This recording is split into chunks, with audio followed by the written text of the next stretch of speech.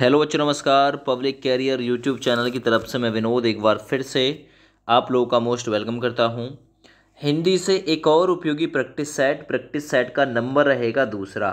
यानी इससे पहले ऑलरेडी हम आप लोगों को एक प्रैक्टिस सेट कवर करा चुके हैं। अगर आपने वो नहीं देखा है तो बिल्कुल देखिए। 40 सवालों का प्रैक्टिस सेट रहता है, हूबहू बिल्कुल आपके एग्ज़ाम की तरह। जैसे एग्ज़ाम में क्वेश्चन आते हैं उसी के अकॉर्डिंग आप लोगों के लिए तैयार किया जाता है। ठीक है। डेली वेज शाम 8:30 बजे ये प्रैक्टिस आप लोगों की चल रही है। अच्छा, अभी ऑफलाइन मोड है। जैसे जैसे थोड़ा सा समय और आगे बढ़ेगा, साथ के साथ ऑनलाइन में इसे कन्वर्ट कर दिया जाएगा। ठीक है। बहुत बढ़िया एक प्रयास है आप लोगों के इसका स्कोर को अप करने का।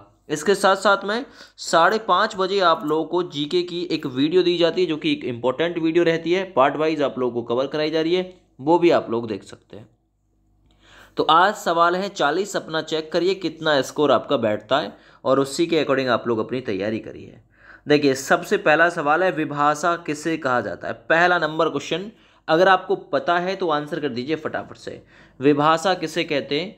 खड़ी बोली हिंदी को, हिंदी क्षेत्र की प्रमुख बोली को, या फिर हिंदी क्षेत्र की शेष बोलियों को, या फिर एक छोटे क्षेत्र में बोले जाने वाली बोली को।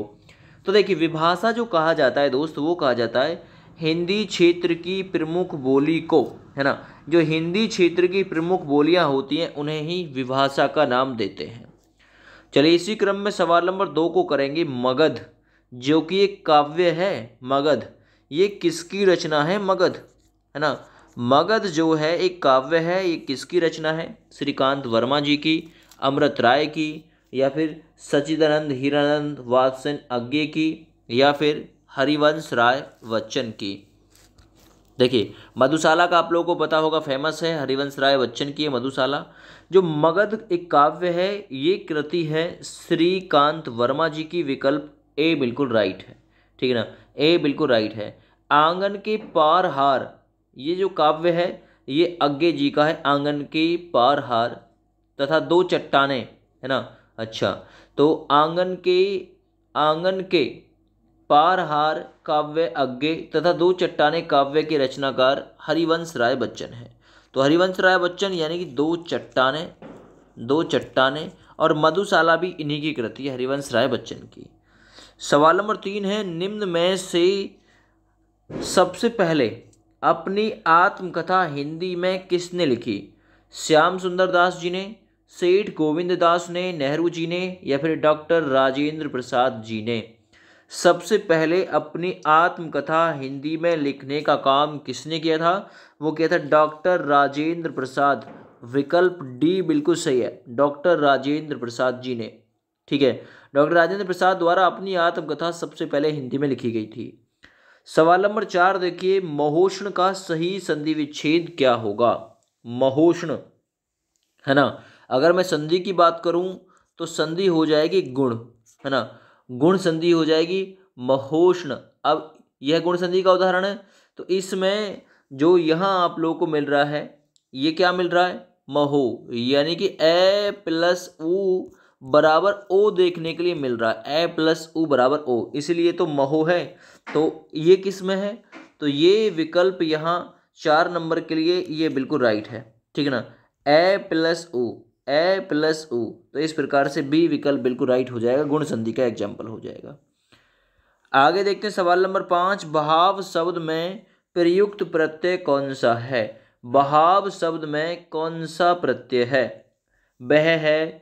प्रत्यय किसे कहते हैं? प्रत्यय होता है जो शब्दांश किसी दूसरे शब्द के अंत में जुड़कर उसके अर्थ में परिवर्तन ला दें। तो बहाव का क्या होगा? तो ये होगा बह प्लस आव। बह प्लस आव, ये रहा प्रत्यय। ठीक है ना, तो ये यहाँ विकल्प सी में बिल्कुल राइट हो जाएगा, बहाव में आप प्रत्यय है। आगे बढ़ते हैं, कपीस शब्द में कौन सा समास है? कपीस, है ना। कपीस शब्द में कौन सा समास है? अव्ययीभाव समास है, कर्मधारय है, बहुब्रीहि समास है, या फिर द्विगु समास है। तो देखिए, कपीस जो ईस है ना, जो ईस अर्थात किसके लिए कहते हैं? कपि, है ना। कपियों में जो ईस है अर्थात कपियों में जो भगवान का काम करता है, तो कपीस शब्द किसका पर्याय है? कपीस शब्द है हनुमान का पर्याय, हनुमान का पर्याय, यानी कपीस वर्ण ने कपियों में ईस, इसने इशारा दे दिया किसकी तरफ, किसी तीसरे की तरफ, तो इसलिए कपीस में बहुव्रीहि समास हो जाएगा। विकल्प सी बिल्कुल इस सवाल में राइट हो जाएगा। अब जो बहुव्रीहि समास होता है इसमें दोनों ही पद अप्रधान होते हैं, अप्रधान अर्थात कोई और ही पद प्रधान होता है, ठीक है ना। चलो शुद्ध वर्तनी देखो कौन सा है, एक्ट है ना, कैंटीन, टैक्स या पैसा, इनमें से शुद्ध वर्तनी किसकी है।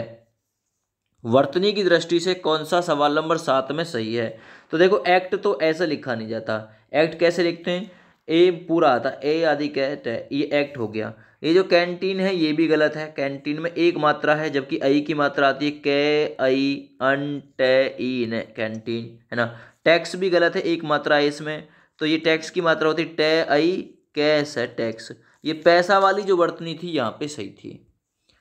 अगला देखिए सवाल नंबर 8, मैं सत्य कहता हूँ सखे सुकुमार मत जानो मुझे, यमराज से भी युद्ध में प्रस्तुत सदा जानो मुझे। इस पंक्ति में कौन सा रस है। रसों की संख्या कितनी है, 9। स्थायी भावों की संख्या कितनी है, 9। भरत मुनि के अनुसार रसों की संख्या कितनी है, 8। भरत मुनि ने कौन से रस को रस नहीं माना, तो शांत रस, यानी कि 9वां रस जो है शांत रस, उस रस को भरत मुनि ने रस नहीं माना, ठीक ना। भरत मुनि ने किस में रसों की चर्चा की है, अपने नाट्य शास्त्र में की है रसों की चर्चा। तो इसमें कौन सा रस है, इसमें कौन सा रस है, मैं सत्य कहता हूँ सके सुकुमार मत जानो मुझे, यमराज से भी युद्ध जैसी बात आ गई, तो ये वीर रस का उदाहरण है, बी विकल्प बिल्कुल सही आंसर के रूप में हो जाएगा। आगे देखिए सवाल नंबर 9, ज्ञानपीठ पुरस्कार में विजेता को कितनी राशि दी जाती है। ज्ञानपीठ पुरस्कार स्थापना कब हुई थी ज्ञानपीठ पुरस्कार की, 1965। 1965 में ज्ञानपीठ पुरस्कार की स्थापना हुई, ठीक है ना। ज्ञानपीठ पुरस्कार के विजेता को कितनी राशि दी जाती है, 11 लाख रुपए की राशि दी जाती है ज्ञानपीठ पुरस्कार के विजेता को।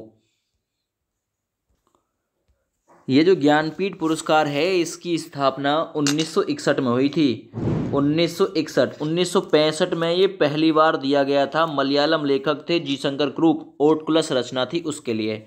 लेकिन 1961 में शांति साहू जैन के 50वें जन्मदिन के अवसर पर उनके परिवार ने इसकी स्थापना कराई थी, है ना।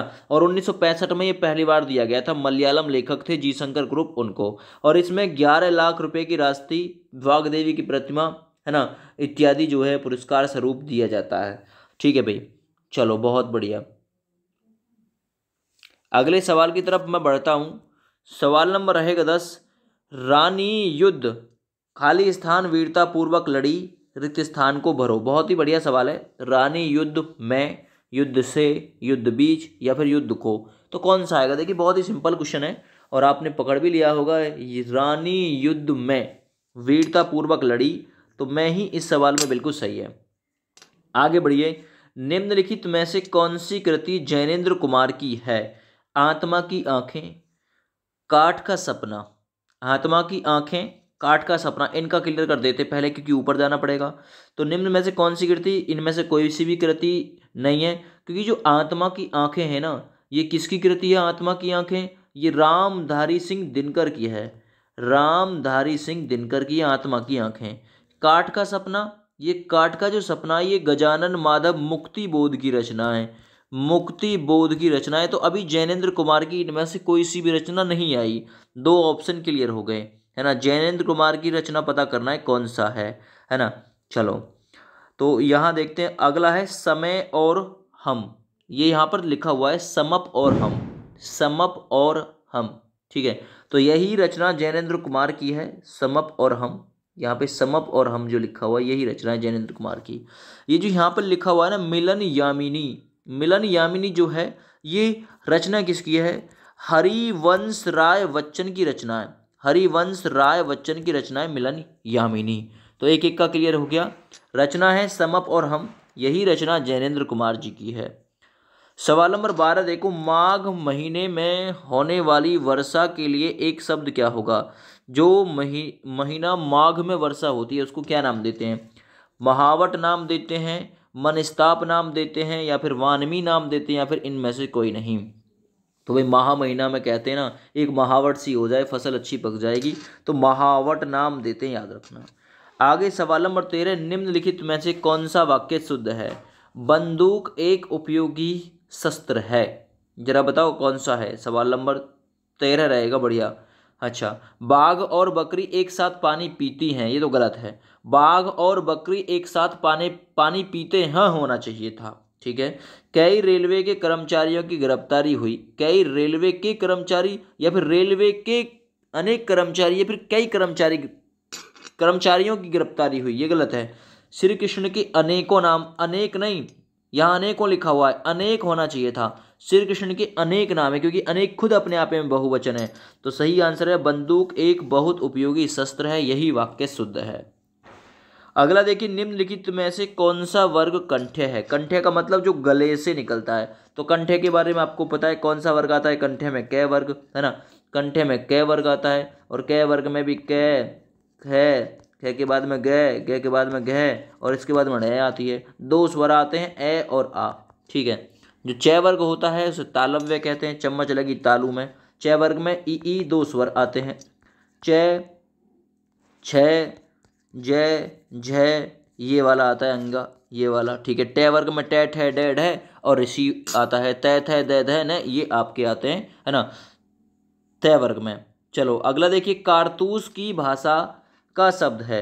कारतूस किस भाषा का शब्द है? अरबी का है, फारसी का है, फ्रेंच का है, या फिर तुर्की का है? जरा बताइए। देखिए, मन में असीम दुख उसे बोलते हैं मन स्ताप, है ना। भाषण देने में चतुर उसे वाग्मी बोलते हैं, बताऊंगा। कारतूस की भाषा पूछा है, सवाल नंबर है 15, तो 15 नंबर में सही आंसर हो जाएगा सी ऑप्शन, यानी कि फ्रेंच, है ना। फ्रेंच कारतूस की भाषा। सवाल नंबर 16, निम्न में से कौन सा शब्द पुल्लिंग है? तो पुल्लिंग स्त्रीलिंग की पहचान मेरा मेरी लगाने से हो जाता है। मेरा कपट, है ना, मेरा कपट, यही पुल्लिंग है, कपट वर्ड ही पुल्लिंग है। तो यहाँ सही 16 नंबर के लिए ए विकल्प ही बिल्कुल सही हो गया। यहाँ आपसे 16 नंबर में पूछा है इसने, हाँ पुल्लिंग, ठीक है। मेरी निंद्रा, मेरी मूर्खता, मेरी सुंदरता, ये स्त्रीलिंग हो गई, कपट हो गया आपका पुल्लिंग। आगे देखिए, को से किस कारक चिन्ह का बोध होता है? तो कर्ता ने, कर्म को, यानी कि कर्म कारक, करण का से, यानी यंत्र के द्वारा, संप्रदान जहाँ को के स्थान पे के लिए आ जाए, अधिकरण मैं पर ऊपर ऐसे इस प्रकार से, तो कर्ता ने कर्म को। कारक के भेद कितने होते हैं? 8 होते हैं, ठीक है ना, कारक के भेद 8 होते हैं। अगला देखिए, मुझे किस प्रकार का सर्वनाम है? मुझे उत्तम पुरुष, मध्यम पुरुष, अन्य पुरुष, या फिर इनमें से कोई नहीं। सर्वनाम, तो देखिए आपको पता होगा सर्वनाम के भेद कितने? 6, और उनमें से सबसे पहला है पुरुषवाचक सर्वनाम। ये जो पुरुषवाचक सर्वनाम होता है, अपने आप में 3 प्रकार का, उत्तम पुरुष, मध्यम पुरुष, अन्य पुरुष।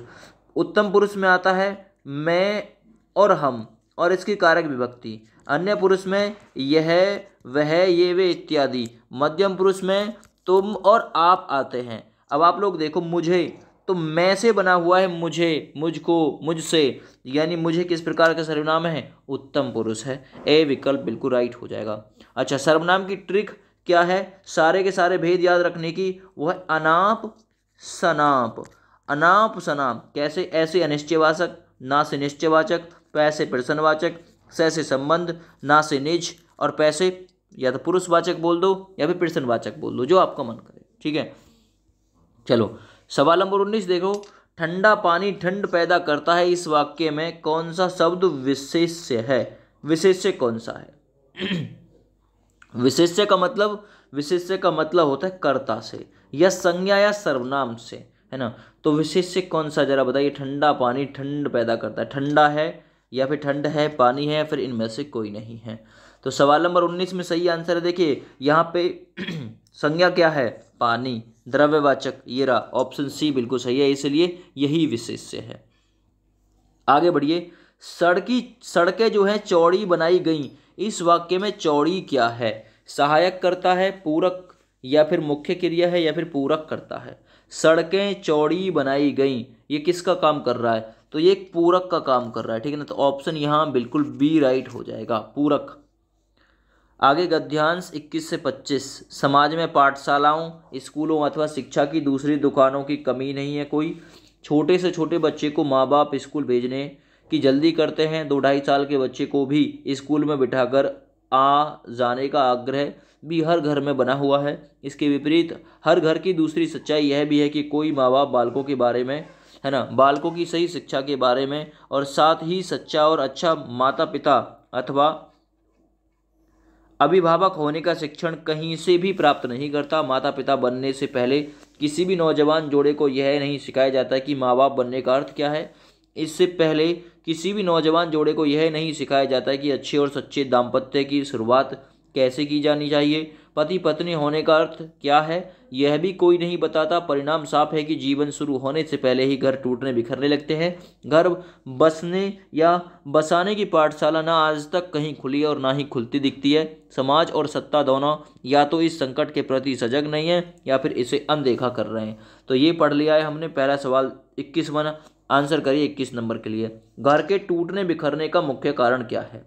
सारे ऑप्शंस पढ़िए कि क्या कारण है। बच्चों के बारे में ना जानना, माता पिता बनने का अर्थ ना जानना, दाम्पत्य का अर्थ ना जानना।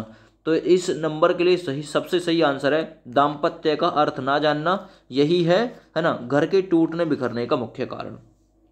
आगे देखिए, हर घर में किस चीज़ का आग्रह बना हुआ है? बच्चों को स्कूल ना भेजने का, या बहुत छोटे बच्चों को स्कूल में पढ़ाने का, या फिर बहुत छोटे बच्चों को स्कूल में बिठाकर आने का। तो कौन सा नंबर बना हुआ है, या फिर इनमें से कोई नहीं? हर घर में किस चीज़ का आग्रह बना हुआ है? जरा एक बार देख लो इसे। हर घर में किस चीज़ का आग्रह बना हुआ है? ठीक है,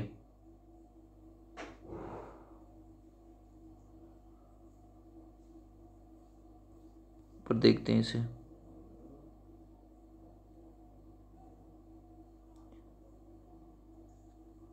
ये रहा, देखो यहाँ पे यह है, बच्चे को भी 2-2.5 साल के बच्चे को भी स्कूल में बिठाकर आ जाने का आग्रह भी हर घर में बना हुआ है। तो 2-2.5 साल के बच्चे को, उसी से हम लोग आंसर करेंगे इसका क्या हो सकता है। तो भाई हर घर में किस चीज़ का आग्रह बना हुआ है? तो यही बना हुआ है, देखिए, बहुत छोटे बच्चे को स्कूल में बिठाकर आने का, ये वाला। लेखक के अनुसार शिक्षण प्राप्त करना जरूरी है। तो इसमें सवाल नंबर 23 में आपका बिल्कुल राइट आंसर क्या होगा बताइए? पति पत्नी बनने का, या फिर बच्चे को किसी भी प्रकार की शिक्षा देने का, अच्छे माता पिता बनने का, या फिर इनमें से कोई नहीं। तो 23 नंबर के लिए लेखक के अनुसार शिक्षण प्राप्त करना जरूरी है, अच्छे माता पिता बनने का। लेखक के अनुसार सबसे पहले क्या जानना जरूरी है? दाम्पत्य की शुरुआत कैसे की जानी चाहिए, बच्चों के बारे में, बच्चों की शिक्षा के बारे में, फिर माता पिता के शिक्षा के स्तर को।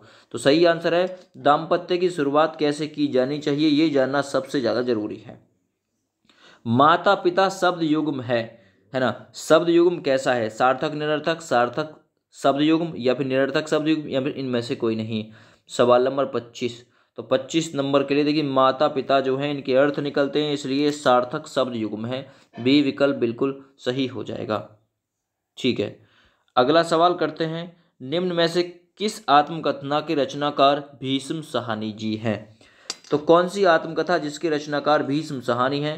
पानी बीच मीन प्यासी, मीन मिस मछली प्यासी, आज के अतीत, पिंजरे की मैना, या फिर हादसे। हादसे। तो सही आंसर है आत्मकथा भीष्म साहनी जी की है वो है आज के अतीत। ऑप्शन बी बिल्कुल सही हो जाएगा।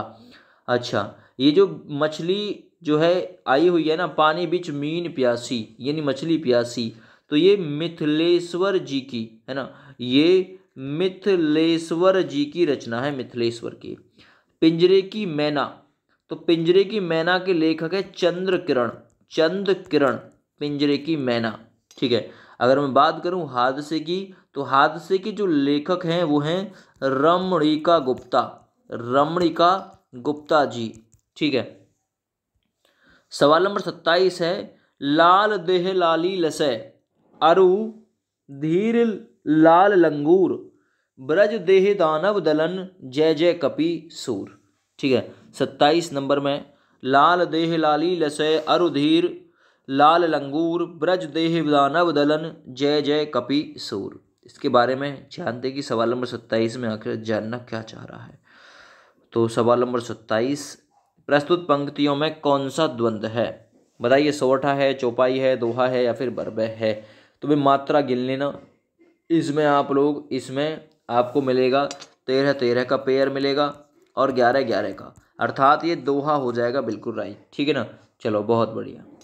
तो पहले और तीसरे में आपको 13 13, दूसरे और चौथे में आपको 11 11 मात्राएं मिलती हैं दोहा में। सोरठा दोहे का उल्टा होता है, चौपाई में 16 16 मात्राएं होती हैं, याद रखो। आगे, निम्न में से कौन सा तत्सम की दृष्टि से एक अशुद्ध है। तो कौन सा है तत्सम की दृष्टि से एक अशुद्ध।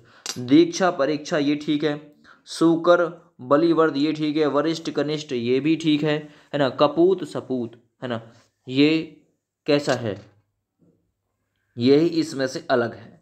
तो तत्सम की दृष्टि से एक शब्द अशुद्ध है। ठीक है ना। कपूत सपूत यही इसमें से अशुद्ध है। आगे देखते हैं, अंधे की लकड़ी, इसका अर्थ क्या होता है ना। गवार व्यक्ति, अनपढ़ व्यक्ति, एकमात्र सहारा या फिर असमर्थ होना। तो अंधे की लकड़ी का मतलब एकमात्र सहारा। सवाल नंबर 30, कामदेव का निम्नलिखित में से कौन सा पर्यायवाची है। कामदेव का बताइए, स्मर, आदर्श या फिर द्वीप या फिर प्रभाकर, जरा बताओ। सवाल नंबर 30। तो देखो सही आंसर है वो है यहाँ पर स्मर। ये कामदेव का पर्यायवाची है। कामदेव के अन्य पर्यायवाची कुसुमसर, अनंग है ना, मार आदि होते हैं। ठीक है। चलो अगला देखो, मूक का विलोम शब्द क्या है। मूक, मूक मीन्स होता है गूंगा। तो मूक का विलोम शब्द क्या होता है, वाचाल। वाचाल मीन्स होता है अधिक बोलने वाला। तो यहाँ सही ऑप्शन बी हो जाएगा। आगे सवाल नंबर 32 है, चमचमात चंचल नयन विच घूंघट पटछीन मानहू सुर सरिता विमल जल उर्छत जुगमीन। प्रस्तुत पंक्तियों में कौन सा अलंकार है। देखिए यहाँ झीने झुट में सुर सरिता से निर्मल जल की और चंचल नयनों में दो उछलती हुई मछलियों की अपूर्व संभावना की गई है ना। इसलिए यहाँ सही आंसर जो जाएगा वो जाएगा उत्प्रेक्षा अलंकार के साथ में। ठीक है ना, उत्प्रेक्षा अलंकार है इसमें। चमचमात चंचल नयन विच घूंघट पटछीन मानहु सुर सरिता विमल जल उर्छत जुग मीन। ठीक है, तो यहाँ संभावना की गई है, तो सही आंसर उत्प्रेक्षा अलंकार। अगला देखिए, किस विद्वान ने देवनागरी लिपि के स्थान पर रोमन लिपि स्वीकार करने का सुझाव दिया था। तो किसने दिया था ये सुझाव, किस विद्वान ने दिया था। सुनीत कुमार चटर्जी ने दिया था, ऑप्शन सी सही है ना। किस विद्वान ने देवनागरी लिपि के स्थान पर रोमन लिपि स्वीकार करने का सुझाव दिया था, सुनीत कुमार चटर्जी। अगला देखिए, चंदायन है ना, चंदायन किसकी कृति है। सवाल नंबर 34। तो जो चंदायन कृति है वो है मुल्ला दाऊद की, ऑप्शन बी बिल्कुल सही हो जाएगा। आगे, युद्ध की इच्छा रखने वाला, उसके लिए एक शब्द में क्या कहा जाएगा। युतुत्सु कहा जाएगा, लड़ाकू, या फिर यथेच्छु कहा जाएगा, या फिर ये सभी। जो युद्ध की इच्छा रखता है उसे एक शब्द में युतुत्सु कहा जाता है। अगला, निम्न में से एक शुद्ध वाक्य है जिसका चयन करो। पेड़ की पत्ता गिरा, गलत। पेड़ में से पत्ता गिरा, ये भी गलत। पत्ता गिरा पेड़ से, ये भी गलत। पेड़ से पत्ता गिरा, यानी कि डी विकल्प बिल्कुल सही है। अगला 37 नंबर, जैसा काम वैसा दाम में जैसा है ना किस व्याकरण कोटि का है। विशेषण है, विशेष में है, सर्वनाम है, या फिर अव्यय है। 37 नंबर सवाल। तो जैसा काम वैसा दाम, अर्थात ये क्या बता रहा है, यहाँ पर विशेषता बताने का काम कर रहा है कि काम की विशेषता, जैसा काम करोगे वैसा दाम मिलेगा। विशेषण एक ऐसा विकारी शब्द है ना,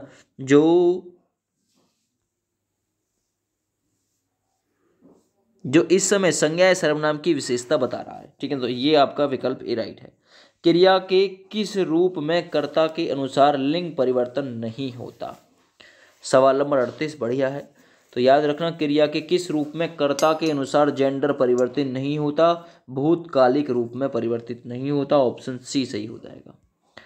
अगला देखिए 39 नंबर सवाल, निम्न में से कौन सा शब्द अंबर का अनेकार्थी है। सवाल नंबर है 39।